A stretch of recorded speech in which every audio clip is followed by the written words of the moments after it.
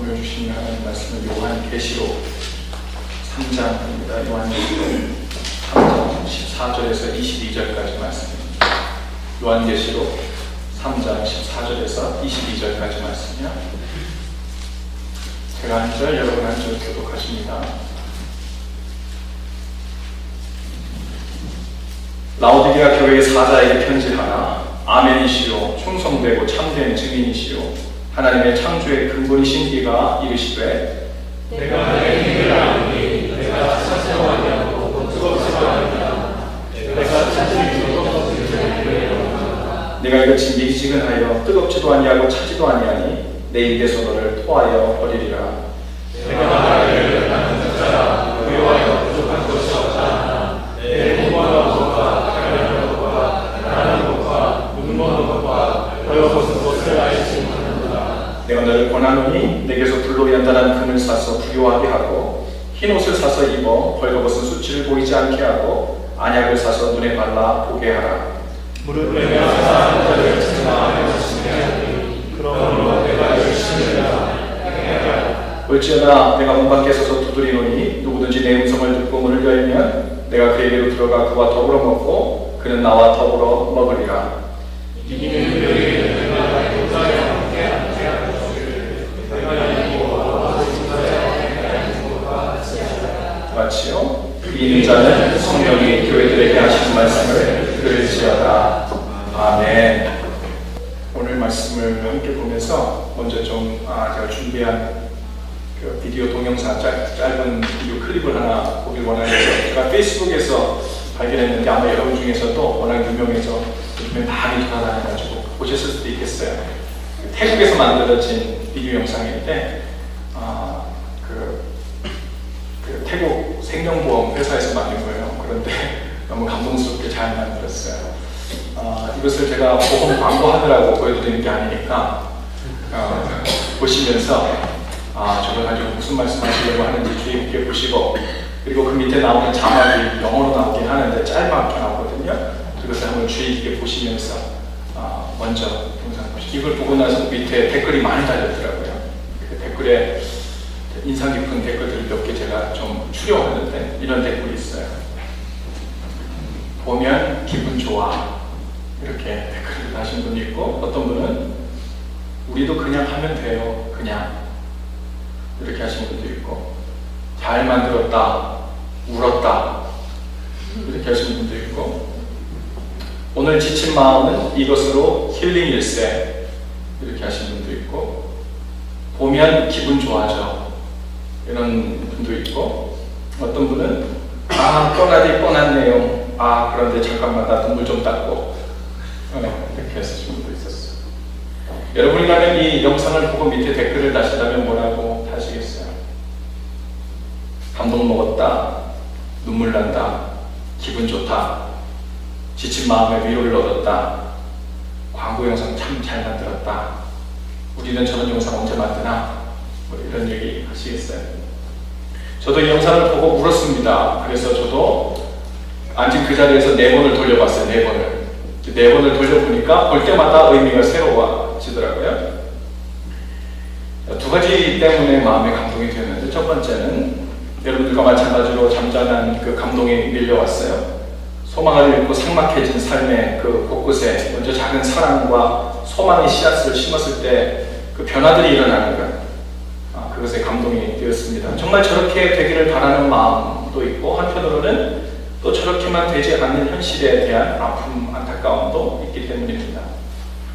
또 다른 이유는 또 다른 안타까움이 있었는데, 이렇게 진솔하고 감동적인 스토리를 가진 영상 역시 한 기업의 이미지 광고를 위한 수단으로 사용되고 있다는 거예요.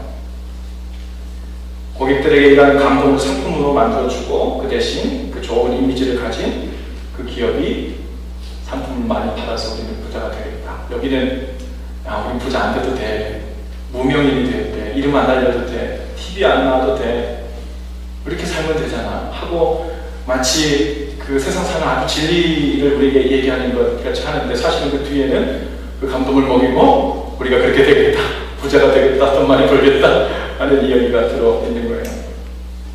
댓글 중에 이렇게 쓰신 분이 있어요. 나도 저렇게 살 수 있을까요? 나도 저렇게 살아봤으면. 그런 안타까움의 댓글을 쓰신 분들이 있습니다. 누구 말대로 그냥 하면 되지. 그냥. 근데 그냥 이게 안 돼요. 그치? 왜 그냥이 안 될까? 그냥 하면 될 것 같은데 왜 안 될까? 혹은 안 할까? 왜 안 될까요? 저런 폭풍 감동을 주는 영상 때문에 세상이 바뀌었다는 소리 여러분 들어보셨어요? 사회가 변혁되고 사람들이 부자 되기를 포기하고 손해보면서도 선한 일만 행하는 저 청년처럼 그렇게 살기로 마음먹고 인생을 고쳐먹었다는 얘기를 여러분 들어보셨습니까? 안타깝게도 사람은 어떤 진리 혹은 어떤 좋은 인포메이션을 얻었다고 해서 그대로 살지는 않습니다. 또 그대로 살고 싶어 하지도 않아요. 이보다 훨씬 더 폭풍 감동을 받았다고 해서 사람이 변화되는 것도 아닙니다. 요즘처럼 감정이 메말라 있는 세상에서는 더더욱 이런 감동적인 이야기를 마치 감성을 충전해주는 어떤 그런 기능으로 받아들이는 경향이 있습니다. 여러분, 윤리를 가르치는 교수님이라 그래서 윤리적이지 않지요. 그죠? 법을 공부한 변호사, 판사라고 해서 법을 더 잘 지키는 것도 아닙니다. 경찰관이라고 해서 다 정의로운 것도 아닙니다. 얼마 전에 뉴스를 보니까 찜질방에서 성추행을 하다가 체포된 남자가 있었는데 알고 봤더니 현직 경찰이래요. 경찰이 어떻게 그럴 수 있어? 라고 의아해할 일이 아닙니다. 제복만 벗기면 사람은 다 똑같아요. 그것이 모든 사람의 현주소입니다. 무엇이 옳은지를 아는 것과 그 옳다고 생각하는 대로 행동하며 사는 것과는 전혀 별개의 문제예요.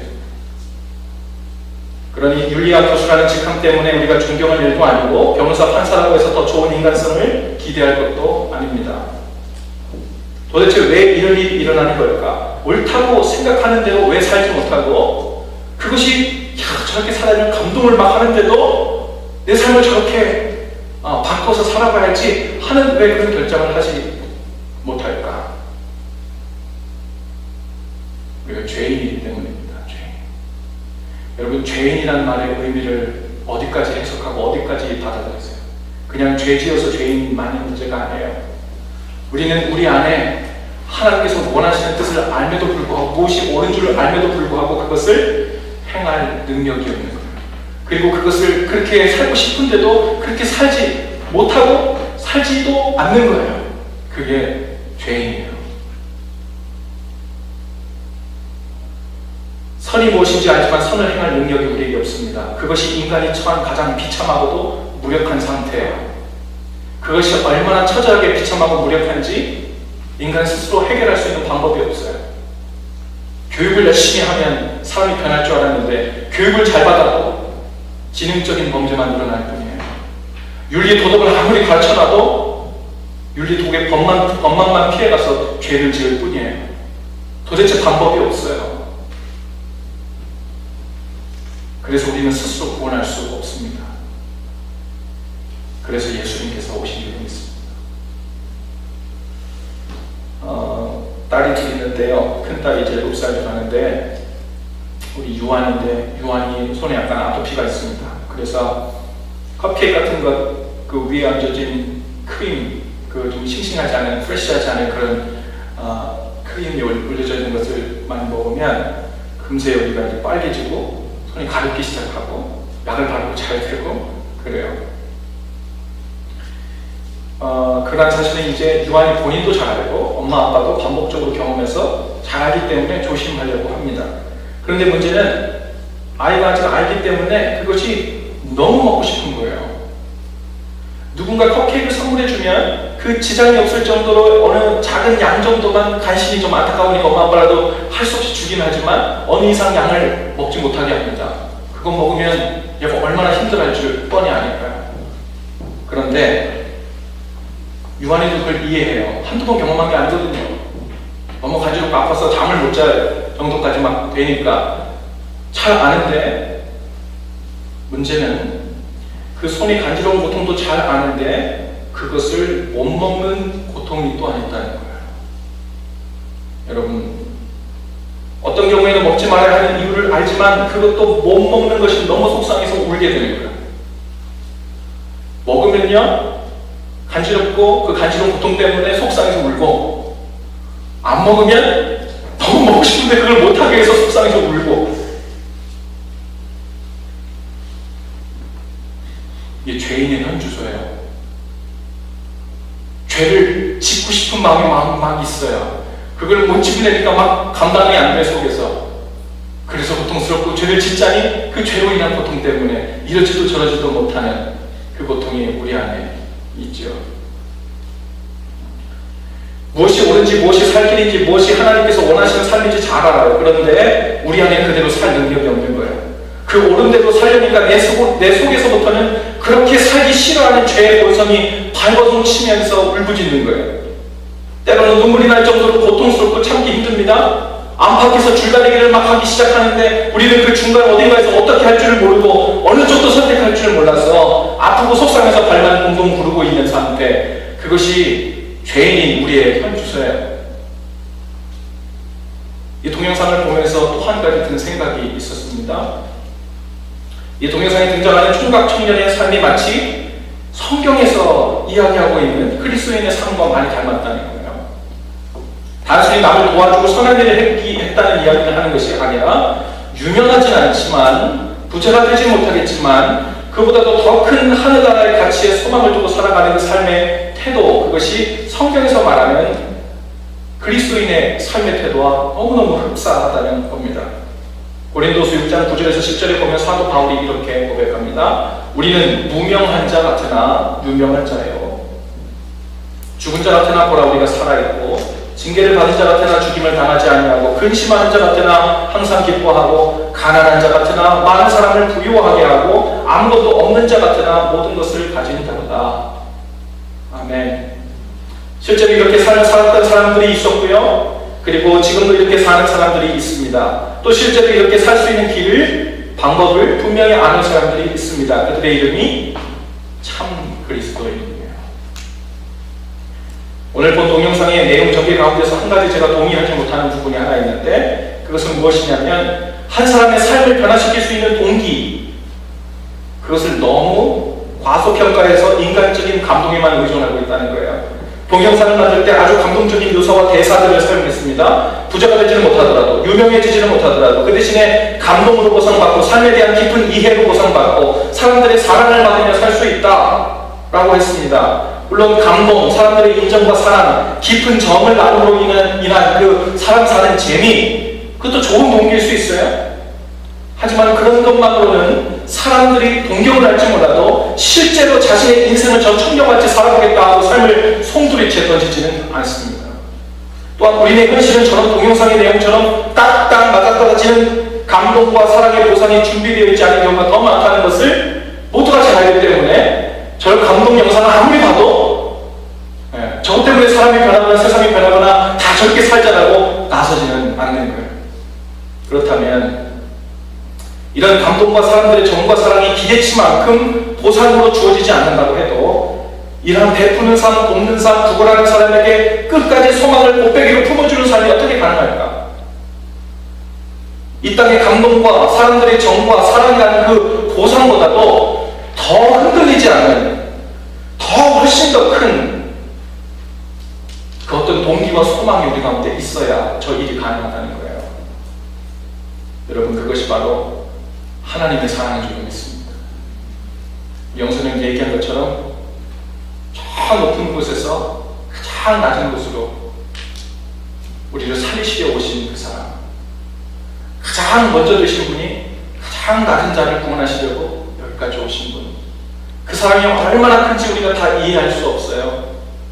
또 그 사랑을 어떻게 갚아야 될지 감당도 안 돼요. 하지만 그 사랑이 감동해서 나를 사랑해주신, 먼저 사랑해주신, 먼저 생명을 주신 그분을 기쁘시게 하고 그분 원하시는 삶, 그 뜻대로 살기 위해서 온 힘을 다해 사는 자유의 삶, 행복한 삶, 헌신하는 삶, 그 삶이 우리의 기쁨이고 행복임을 아는 것입니다. 여러분, 과연 보는 사람이 없이 혼자 있을 때도 변함없이 선을 행하고 또 그 선에 대한 합당한 보상이 보이지 않아도 끝까지 행할 수 있는 능력과 힘, 그 동기가 우리 스스로 우리 안에 어디선가로부터 나올 수 없습니다. 우리는 누군가 흔들리지 않는 그 어떤 것, 그 누군가가 여기 함께 계셔야 돼요. 우리는 그분을 24시간 의식하면서 그분을 기쁘시게 하려고 애를 쓰면서 우리의 삶이, 다른 사람들은 다 나를 안 알아줘도, 부자가 안 되고 유명해지진 않아도 내가 주님께 알려지고 주님께서 나를 알아주시고 내 마음을 알아주시면 그것으로 이미 만족해하고 행복한 사람, 그 사람이야말로 오늘 아까 얘기한 그리스도인의 삶, 바로 저런 비슷한 삶이 우리 삶 가운데 나타날 수 있다는 것입니다. 오늘 본문 말씀에서 하나님은 라오디게아 교회의 뜨끈미진한 믿음 생활의 태도를 꾸짖고 계세요. 그리고 회개하라고 명하시고 그러한 삶으로부터 돌아서기를 권하고 계십니다. 15절, 16절 말씀을 다 같이 한번 좀 읽어볼까요? 시작. 내가 내 행위를 아노니 내가 차지도 아니하고 뜨겁지도 아니하노라. 내가 차든지 뜨겁든지 하기를 원하노라. 내가 이같이 미지근하여 뜨겁지도 아니하고 차갑지도 아니하니 내 입에서 너를 토하여 버리리라. 아멘. 라오디게아 교회 성도들이 미적지근한 신앙생활을 하고 있었나 봅니다. 하나님을 예배하고 주님과 동행하며 주님의 교회를 사랑하고 이웃을 사랑하는 것을 안 하는 것은 아니지만 그리 열심을 내지는 않았던 것 같습니다. 그저 남는 시간과 남는 재물과 남는 힘으로 적당히 체면 유지하느라고 예배하고 큐티도 하고 헌금도 하고 선교에 동참하고 있었던 것 같습니다. 그리고는 자신들의 삶이 경제적으로 살만하다는 것이 하나님께 인정을 받은 그리스도인의 증거라고 되느냐 착각하고 있었는지도 모릅니다. 또한 사회적으로 어느 정도 인정받는 직업과 위치에 있다는 것만으로 만족하면서 괜찮은 삶을 살고 있다고 착각하고 있었는지도 몰라요. 하지만 주님은 그런 라오디게아 성도들의 실체를 적나라하게 지적해서 말씀해주고 계신데 17절 말씀입니다. 내가 만약에 나는 부자가 부유하여 부족한 것이 없다고 하나 네 곤고한 것과 가련한 것과 가난한 것과 눈먼 것과 벌거벗은 것을 알지 못하는도다. 아멘. 겉으로는 큰 문제 없이 잘 사는 것처럼 보이지만 영적으로는 하나님 앞에서 얼마나 곤고하고 가련한 삶을 살고 있는지 모른다는 거예요. 영적으로 얼마나 가난한 거렁뱅이처럼 살고 있는 것인지를 모르고 있다는 거예요. 멋진 명품 선글라스는 끼고 다닐지 몰라도 영적으로는 눈먼 장님처럼 살고 있으며 사람들 앞에서 본인과 사회적 위치를 뽐내고 다니지만 영적으로는 하나님 앞에서 벌거벗고 다니는 것처럼 얼마나 수치스럽고 부끄러운 삶을 살고 있는지 모른다는 거예요.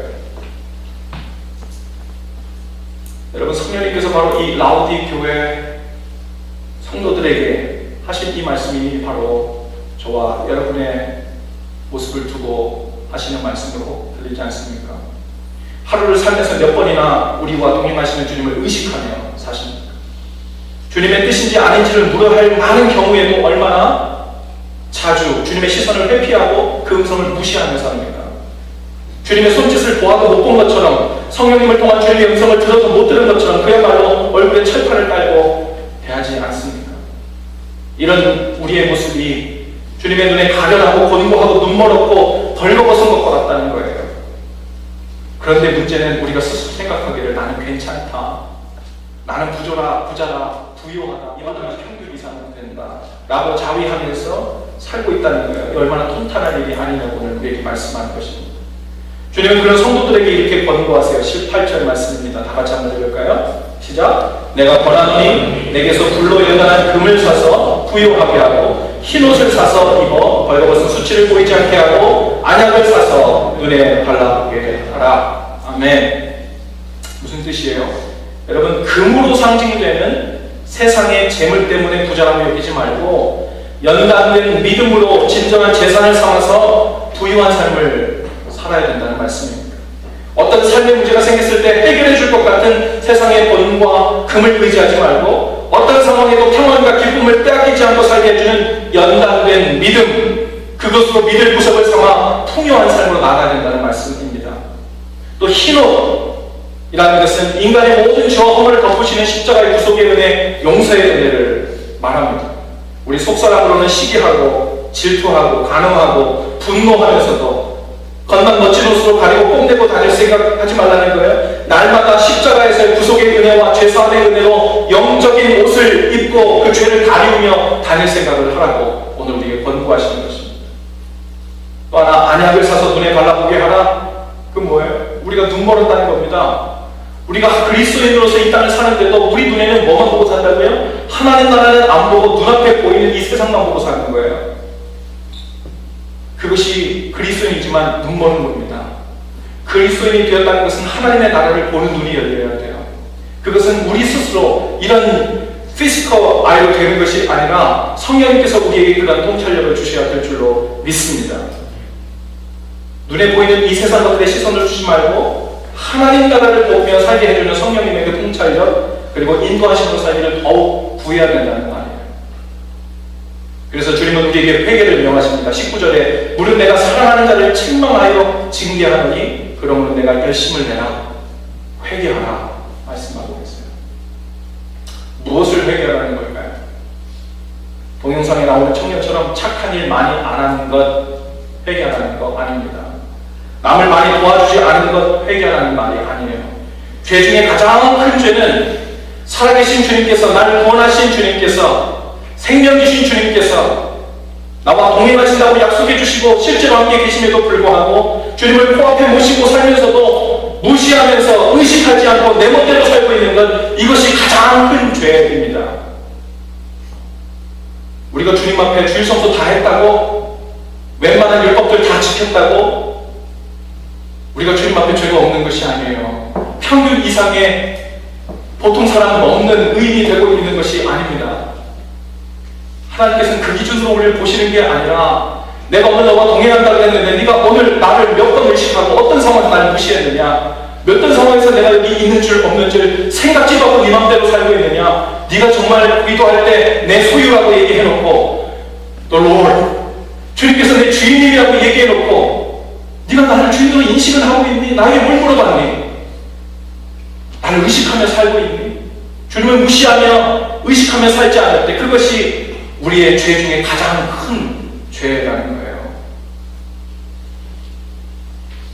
주님이 원하시는 생각과 뜻에는 관심도 없었던 것, 그럼에도 불구하고 이만하면 괜찮은 그리스도인이라고 의스대며 교만했던 것, 또 여전히 우리의 시선을 세상의 헛된 욕심과 허영, 그리고 어떻게 하면 세상의 부와 명예를 의지할 거리로 삶을 가지고 궁리하며 살았던 것, 바로 그것을 빼게 하라는 것입니다. 또한 열심을 내라고 얘기하고 있어요. 무엇에 열심을 내라는 말이에요? 이제부터는 착한 일 많이 하라는 것 아니에요. 삶의 모든 상황 속에서 성령님의 음성에 귀 기울이고 그 뜻에 순종하며 사는 삶에 열심히 내라는 거예요. 성령님을 통해 주님과 동행하면요, 선한 일, 착한 일, 윤리적이고 도덕적인 삶, 그것은요 우리가 아주 기본적으로 따라오는 거예요. 분명히 알아야 돼요. 우리가 예수님 믿는 이유는 더 착한 사람 되려고 사는 거 아니에요. 가끔 어떤 어머님들, 부모님들은 아이들 교회 보낼 때 그렇게 보냅니다. 야, 너 교회 좀 나가보라. 교회 가면 착해진다더라. 교회 나가면 마음도 고와지고 마음 곱게 쓰게, 마음을 곱게 쓰면서 세상 산다더라. 나쁘지 않은 친구들 만난다더라. 아니요. 교회는요 나쁜 사람 더 많아요. 죄인들이라고 공식적으로 인정한 사람들만 모였기 때문에 다 죄인들 속으니까 여기 감옥이에요. 그죠? 하지만 용서받은 죄인들이에요. 주일에 올 때마다 주님 앞에 공동 참회 기도를 할 때마다 우리는 새롭게 자유가 선포되고 그 가운데 내가 죄인이었지만 다시 풀려났음을 선포하며 주님 앞에서 다시 의인으로, 다시 죄 없는 자로서 주님께 마음에 기쁘시게 해드릴 삶을 살아보겠다고 매주 매일 다시 시작하는 죄인들, 그 죄인들이 모인 것이 바로 교회이고 그렇게 고백하는 사람들이 그리스도인들입니다. 그래서 여러분, 우리가 죄가 있다고 무너질 거 아니에요. 아, 죄를 또 졌어 그리고 실망할 거 아니에요. 여러분, 예수 그리스도를 믿고 십자가의 보혈의 능력을 의지하는 사람들은 죄를 이기는 능력이 우리 가운데 나타나는데, 죄를 이긴다는 능력은 두 가지 의미예요. 하나는 실제로 성령님이 우리 안에 들어오셔서 성령님의 소욕이 죄의 소욕을 이겨내서 우리 가운데 죄의 명령에 순종하지 않고 성령님의 명령에 순종하게 되는 것을 의미합니다. 하지만 우리가 모든 순간에 항상 그렇게 승리하지 못하죠. 여기서 우리가 죄에게 넘어집니다. 그때 죄를 이긴다는 의미가 그때 또 하나 드러나는데, 그것은 무엇이냐면 죄에 넘어졌을 때 그때마다 우리 십자가를 바라보는 거예요. 보혈의 공로로 우리의 모든 죄의 문제를 해결해 주시고 씻어줬기 때문에 더 이상 그 죄책감에 시달려서 휘둘리면서 아파하면서 일어나지 못하면서 바닥에 뒹굴뒹굴 거리지 않아도 된다는 것, 그것이 바로 죄를 이긴다는 능력이에요. 그리스도인들이 죄 능력은 언제든지 주님 앞에 나가서 죄를 회개하고 다시 일어서서 시작할 수 있다는 것, 이것이 죄를 이기는 능력이고 실제로 죄에서 벗어나는 것이기도 합니다. 여러분, 결론적으로 주님은 20절에서 세상을 향해서가 아니라 주님을 향해서 열심을 내며 사는 성도들의 모습이 어떠해야 되는지를 우리에게 말씀해 주고 계십니다. 함께 읽어볼까요? 20절 시작. 볼지어다 내가 문 밖에 서서 두드리노니 누구든지 내 음성을 듣고 문을 열면 내가 그에게로 들어가 그와 더불어 먹고 그는 나와 더불어 먹으리라. 아멘. 주님과 더불어 산다는 것은요, 주님과 더불어 의와 평강과 기쁨을 먹고 마시며 살게 된다는 말입니다. 우리는 주님의 인도하심과 주신 능력으로 죄와 어둠으로부터 승리하며 살게 될 뿐만 아니라 평안과 기쁨을 먹고 살게 돼요. 우리만 주님한테 얻어먹는 것이 아니라 주님께서도 우리한테 모든 것을 받으시는데, 그것이 무엇이에요? 주님은 우리가 드리는 기쁨과 영광과 존귀를 받으십니다. 이것이 주님이 우리 안에 들어오시고 우리가 주님 안에 거할 때 서로 더불어 먹고 마시며 산다는 거예요. 주님께서 우리에게 좋은 것을 주시고 은혜를 주시고 죄 용서함을 주시고 평강을 주시고 기쁨을 주셨어요. 그로 인해서 우리는 감사함과 또 주님께 영광을 올려드림으로 또 주님께서 받으셔야 될 것들을 우리는 올려드립니다. 그 안에서 우리는 가장 좋은 것을 받고 주님께 드릴 수 있는 가장 최고의 것을 드리게 되는 거예요. 이렇게 주님과 영적으로 더불어 먹고 마시는 관계가 될 때 우리의 삶은 더욱 풍성해지고 풍요로워지고 더욱 완전한 하나님 나라를 경험하며 살게 되는 줄로 믿습니다. 여러분, 지금도 성령님께서 우리 각 사람에게 말씀하고 있는 줄로 믿습니다. 회개로 초청하고 계시고 주님과 더불어 먹고 마시는 삶으로 우리를 초청하고 계시는 거예요. 22절 말씀에 이렇게 말씀합니다. 귀 있는 자는 성령이 교회들에게 하시는 말씀을 들을지어다. 분명히 이 편지는요, 라오디게아 교회에게 보내는 거예요. 그런데 맨 마지막에는 이 말씀을 다 한 다음에 뭐라고 얘기하세요? 귀 있는 자는 이 시간 성령께서 교회들에게 말씀하시는 것을 들으래요. 교회들. 그 안에 있는 성도들 한 사람 한 사람을 지칭하는 것일 수도 있지만 라오디게아 교회뿐 아니라 오늘 이 말씀을 보고 듣게 될 많은 주님의 교회들 또한 오늘 이 영상을 함께 듣고 하나님 말씀으로 받아야 된다는 말이에요. 시카고 예수하나님 교회뿐 아니라 시카고의 모든 교회들, 그리고 이 땅의 모든 교회들은 주님께서 주시는 이 음성을 성령의 음성으로 들어야 한다는 말씀입니다. 오늘 주신 하나님의 말씀을 듣고서도 마치 우리가 그 감동적인 영상을 하나 보고 아, 좋네, 울었네, 눈물 찔끔 났네, 기분 좋네, 오늘 위로받았네, 세상 살만나네, 그 정도 웃고 미소 짓고 넘어가면요, 마치 우리가 하나님 말씀 들을 때도 똑같이 그래요. 오늘 설교 가운데 아우 얘와 오늘 감동적이네, 오늘 논리적으로 잘 맞네, 아 오늘 새로운 거 하나 알았네, 그러면서 아하 포인트 몇 가지 갖고서는 마음속에 신기하네, 그리고서는 뒤돌아서면요 감동적인 동영상 하나 보고 좋네, 동경이 되는데 나하고 상관없는 얘기, 하나님의 말씀을 듣고서도 이것이 하나님의 말씀으로 나에게 말씀하는 것을 받지 못하고 오늘 괜찮네, 오늘 저 말씀 새롭네, 그냥 이렇게 받고 넘어가면 감동적인 동영상을 하나 보고 넘어가는 것과 전혀 다른 것이 없습니다. 우리의 삶은 100번을 1000번을 이런 설교를 들어도 변화될 일이 없어요. 마치 감동 충전, 감성 충전, 은혜 충전, 그저 그런 용으로 주일 예배 때 와서 설교를 듣고 찬양을 하고 기도를 하게 되는 수가 있다는 것입니다.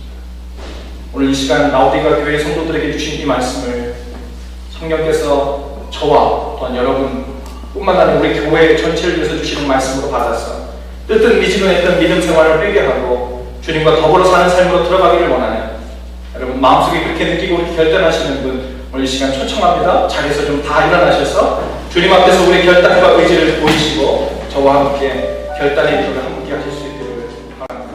한 구절 한 구절 주님, 이것이 저의 기도이고 저의 소원이고 정말 이것이 주님의 음성으로 받아 내 삶에 이렇게 이루어지기를 원합니다 라는 고백으로 주님께 함께 올려드립시다. 은혜의 주님, 오늘 주님 앞에서의 저의 모습이 얼마나 가련하고 불쌍하며 부끄러운 모습이었는지를 깨닫게 하시니 감사합니다. 그동안 세상의 헛된 것들을 쫓아다니느라 마음을 빼앗긴 채 곁에 계신 주님을 의식하지도 않고 무시하며 살았던 죄를 용서해 주옵소서. 이제는 주님과 동행하면서 주님과 더불어 함께 먹고 마시는 삶을 살게